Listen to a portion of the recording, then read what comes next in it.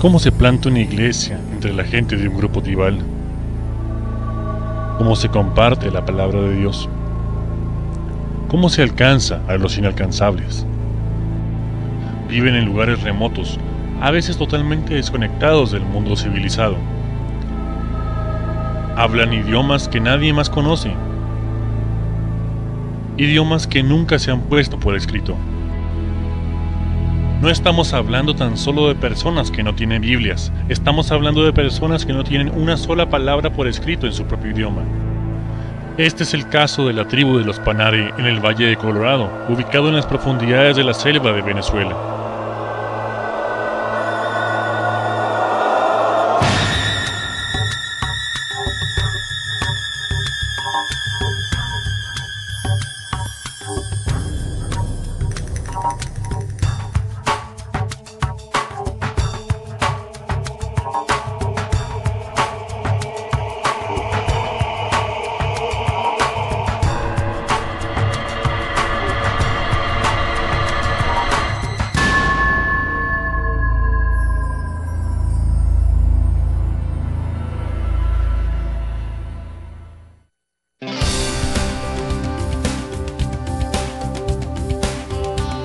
En 1972 hicimos un viaje para conocer este lugar.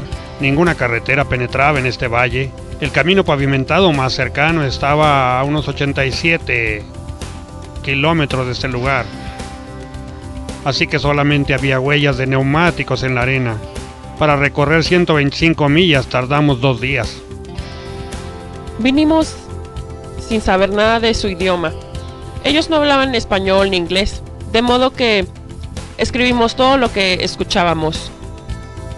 Ellos no agregan adjetivos como la casa grande de Juan. Dirían algo como: esa es una casa, esa casa es grande, esa casa es de Juan. No hay otra forma de decirlo en su idioma, así que resulta 3 veces más largo decir la misma cosa. No obstante, la mayor barrera es algo que no resulta tan obvio a primera vista. Además de las barreras de la geografía y del idioma, la forma en que piensan los Panare, el patrón de conducta, la estructura social y sus creencias no se parecen a las nuestras. Eso se convierte en un enorme obstáculo al tratar de compartir el Evangelio. ¿Cómo les dices a la gente que Dios envió a su Hijo único para morir por sus pecados, cuando ellos piensan que Dios es el vecino que vive río arriba, o cuando piensan que alguien más creó a Dios? Estas personas creían en un Dios. Su nombre era Marioka, pero su concepto de Marioka era diferente de lo que la Biblia nos dice acerca de Dios. El hecho de que el Dios de ellos era tan diferente que podían hacer cosas a espaldas de él.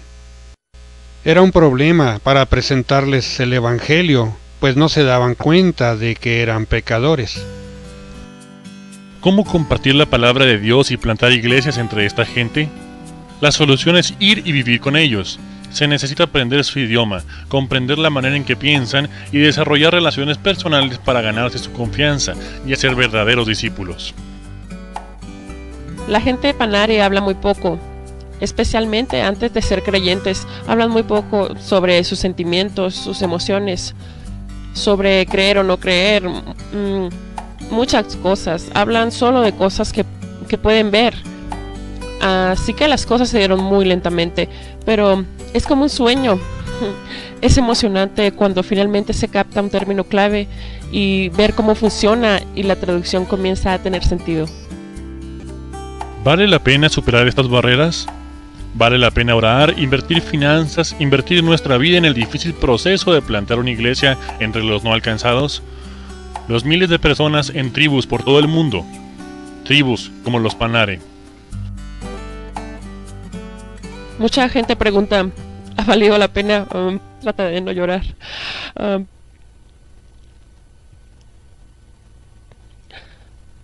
¿Ha valido la pena estar aquí? Ha sido difícil. Muchas cosas han sido difíciles. Hubo ocasiones en que vimos que la obra se salía totalmente de nuestras manos. Los Panare estaban tan emocionados con el Evangelio que salían a decirlo a todos. Pensábamos: no tenemos el control de esto en lo absoluto, no sabemos ni qué les están enseñando a los demás, pero se propaga como un incendio. Y al pensar en 31 años de trabajo presentándoles el Nuevo Testamento mañana.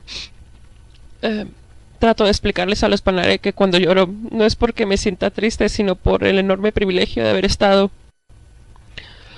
de poder ver la mano de Dios, los resultados, la culminación de tantos años de trabajo y sacrificio.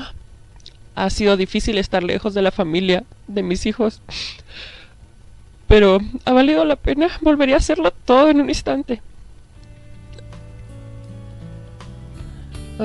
Si tuviera otra vida para darla, quisiera ser joven de nuevo para empezar otra obra. Pienso en el momento en que esté en el cielo con nuestros hermanos y hermanas Panare y no hay nada que se le pueda comparar.